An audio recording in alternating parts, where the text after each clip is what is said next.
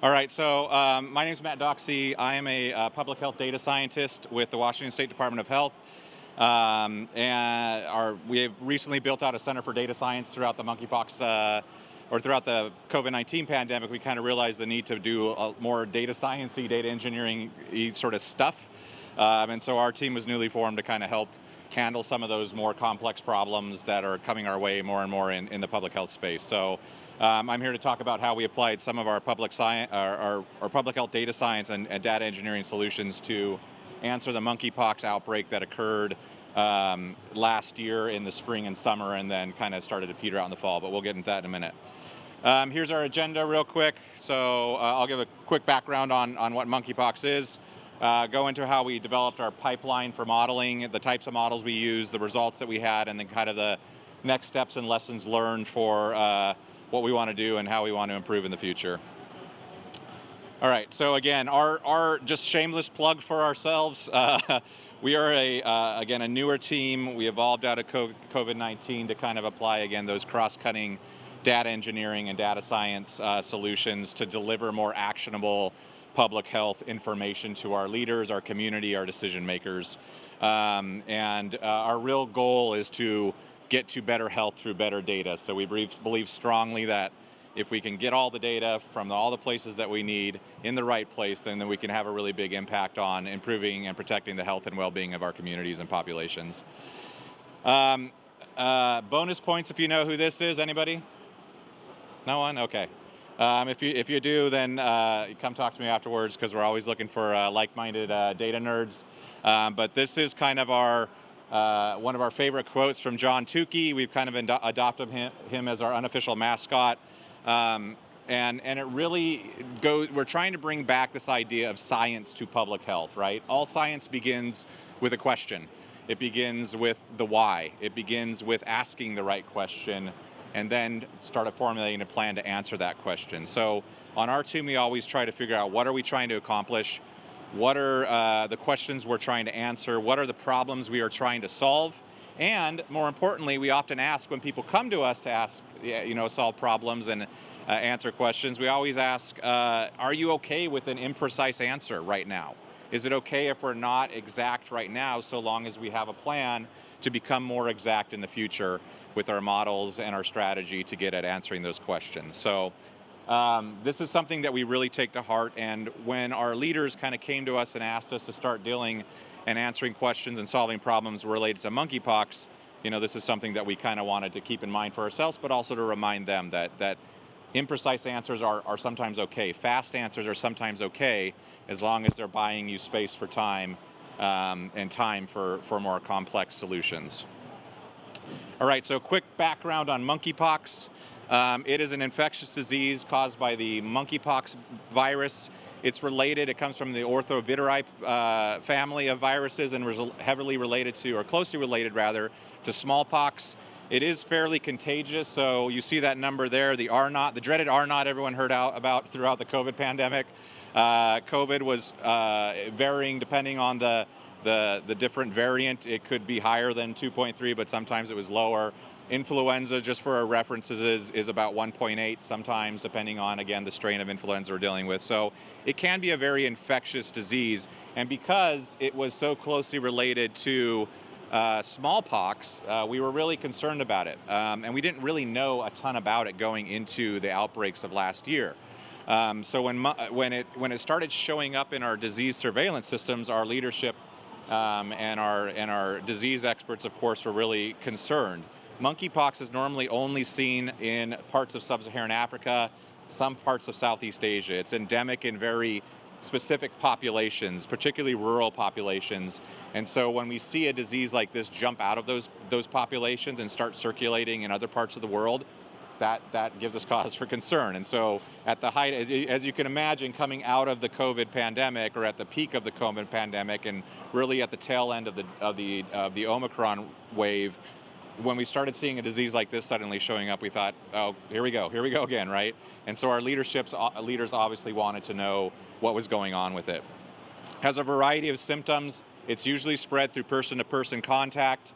There's some treatments. TPOXX is an unapproved experimental treatment that shows a lot of good promise, but when this all kicked off last year, TPOXX wasn't really around or wasn't really in the stages where it could be rolled out really effectively and really quickly. There were some vaccines that were also in development because, again, we'd seen this in other parts of the world, but it wasn't really a huge priority until it started spreading around the world.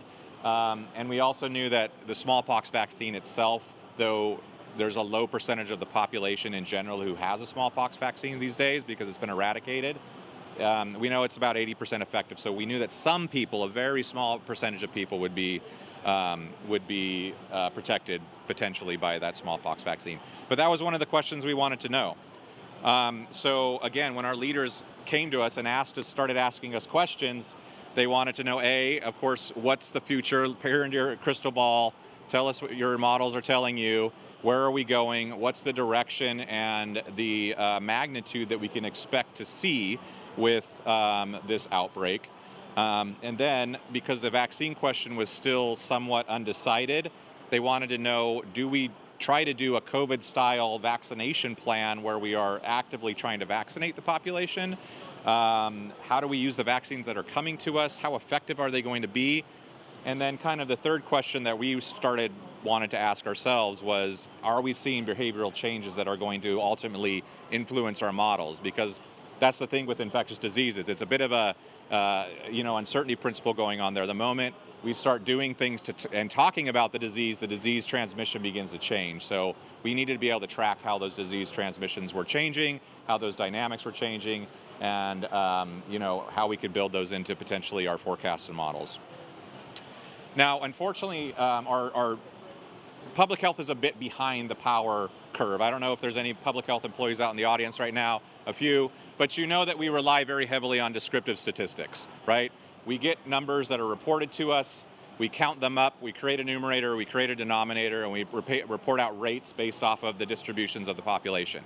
All right, that gives us a small, little, narrow window of what's happening, and it's usually retrospective. By the time we get the data, it's almost always outdated to some point, and so we deal with a lot of sort of lagging information when we're trying to answer these kind of questions, right? So one thing we wanted to be able to show with this as well, our secret plan for world domination, is we wanted to be able to show that models could help expand the aperture, that by applying some existing data science techniques from other industries, other locations and other diseases, that we could help build a more robust understanding of what was happening with in this case, monkeypox, but also with other diseases of interest. All right. So we came up with a 3-step action plan. We wanted to start with something quick and dirty, down and dirty, right? We wanted to get a statistical model out of the door right away because we knew that could, A, that was going to be fast and easy, and B, it would give us some information that we needed for follow-on modeling efforts, and then C, it would help inform our leaders to a certain extent. We then wanted to move into what had become a more traditional approach, I would say nowadays through COVID, build out a compartmental model, which was a pretty typical response to the COVID outbreaks throughout the world. And so our state was lucky enough to have a COVID model already built, and we thought about adapting that, but at least we had some foundation to build on in terms of compartmental modeling. And then third, we wanted to explore more robust machine learning methods. We knew from both the COVID pandemic and what we saw in other industries around time series forecasting that there were a lot of robust machine learning techniques out there that could be used potentially to help answer our questions and help us better understand the transmission and forecast the direction of the outbreak. And then we had some other questions that we really needed to ask and answer ourselves. Was the whole population susceptible? When you model for something like COVID or influenza or any of these sort of respiratory diseases in particular, and some other diseases, you can really say my population is N-1, right? We know there's one case out there at least, and that everybody else is susceptible. If you plug that into your models, you can all kind of, I'm sure, guess what the outputs of that might be if you're going to use your whole population. We had a sneaking suspicion that the whole population was not susceptible, and we wanted to be able to show that. And so that was another question that we really wanted to figure out. And then there's also certain parameters that we wanted to get at. Unfortunately, much of the literature that we would normally, and scientific evidence that we'd normally rely on to build our models was very outdated. If anybody's read any of the scientific literature on monkeypox, up until last year, most of it was from the 1970s and from sub-Saharan Africa, which are two totally different populations and time frames from ours. So we're talking about rural villages in another part of the world that have very different population dynamics. And we knew right away, right, those weren't going to be the same. The parameters being reported out, the things that we knew we needed to do modeling, we knew weren't going to be accurate, but they were a place to start. So that goes again back to the idea of being okay with an imprecise answer up front and then building off of what you know. Okay, so for the data nerds and engineering nerds out there, I'm one of you. I love building Visio flow charts. This is a very high level and very minute as well, hard to see, I know, overview of our data lake. So here's a 20,000 foot view of our storage architecture. The pandemic forced us to modernize our technology. So we were fortunate enough from the get-go to have bought Databricks right out the gate. So when the pandemic hit in 2020-ish, right, we just realized that our data storage, our data infrastructure, the tools and technologies that we had in place that had been working fine for the past 50 years, right, the same approaches and the same sort of ways of understanding and using our data, we knew that that wasn't going to be enough. The volume of data that we saw from COVID burnt down our systems on a regular and daily basis. And so we made the decision early on to move to a Databricks-driven platform, which for us was like revolutionary and mind-blowing. We had very limited capacity in it. We had to learn on the fly. The learning curve for those of you out there who use Databricks, I assume everyone's here for the same reason, right? You all know how hard the learning curve can sometimes be. We were coming from a place that had maybe a dozen Python users, probably 2 people that knew what Spark even was. And most of our people were probably still working on their desktops, using shared drives, very limited cloud infrastructure in coding languages like SAS and R. Good tools for your epidemiologists and downstream end users, not great tools for handling a crush of data. So again, we fortunately invested in modernizing our data stacks and our technology so that we could build systems like this. And now, I'll caveat the rest of my presentation right now. I'm sure a lot of you in the audience are like, yeah, that's cool, I learned that in Data Engineering 101. Public health is down here, right? There's other industries and other technologies that are way up here. So for us, this is more about the journey and showing that we can move from being a data naive organization or a data aware organization and get to being more of a data driven organization. And a lot of that comes with, as you all know, how you organize and use your data, how you access it, how you can, I don't want to say weaponize, I shouldn't say that, rewind, how we can operationalize our data. So for us, it's all about getting data into action, again, to answer public health challenges. So when monkeypox came along, fortunately, we already had a pretty robust, for us, hybrid sort of data mesh architecture set up that allowed us to really easily access and use data that we needed to get access to right away. When you're doing outbreak response, it's not about, hey, I can get you a model in a month. It's, I need a model tomorrow. I need a model next week. I need answers right now. And so being able to really quickly and easily access our data was super helpful. And you can see kind of the data mesh or the Databricks sort of technologies woven throughout this. Unity, when that came online, we switched to that. That really helped with our storage and our access and our permissions in particular. Public sector data is notoriously risk averse, and for good reasons when it comes to data permissions, and so Unity kind of helped us solve some of those problems. And then the Delta Live tables, pretty much my team and a few other teams were kind of spreading the gospel of Delta Live tables in our organization, and that really proved a lot of value to us so that we could quickly and easily both access our data, share our data out, but also understand how our data was changing and log those changes. So building in that that's kind of our default now. Everything we do is stored and done through pretty much Delta Live tables.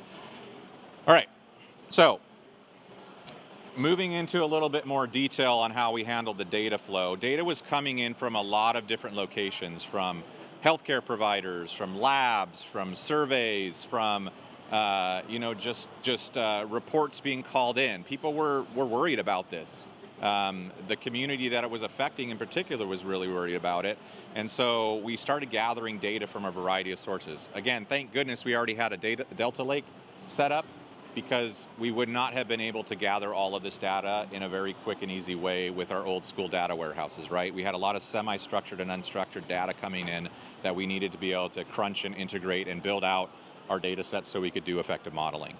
So we initially started our exploration in kind of the data engineering workspace.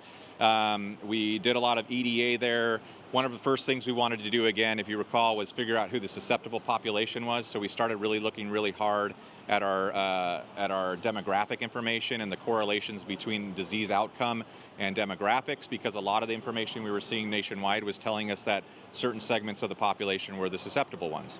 And so we were able to quickly integrate and incorporate and build out a pretty robust data set to do that kind of work right up front. Within a week, we had those answers. We were then able to do some initial data processing and build our baseline models.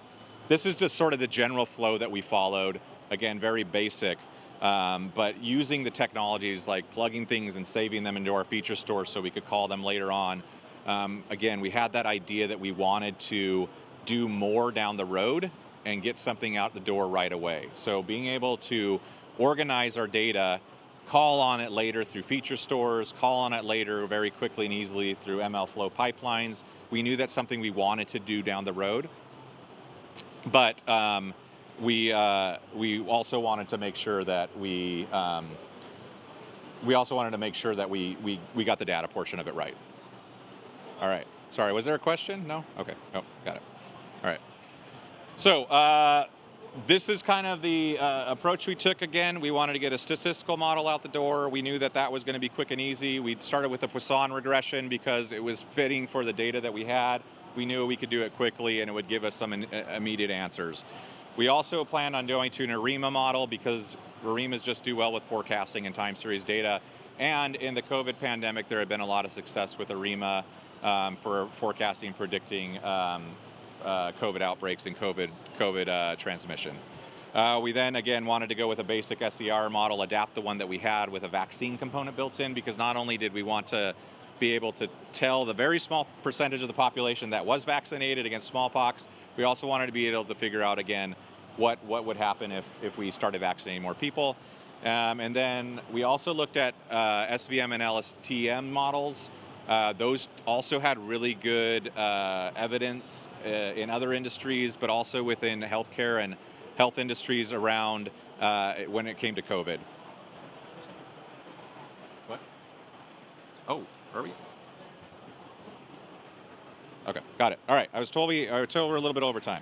All right, I'll bump through some of these slides and just quickly jump to the results in the next few seconds. Nothing fancy here. Again, some of you might be looking and they say, well, I do that every single day. We don't do this every single day. So this was really an exploration for us to figure out what kind of models work and what we thought would help us down the road. Again, we want to also not only answer questions now, we want to build capacity for the future because we know other outbreaks are coming. So exploring different methods was very valuable for us from an agency sort of capacity perspective. Poisson regression, got that out the door. It performed as expected. It told us it was going one direction, and it told us a little bit about the magnitude. Most importantly, it told us about some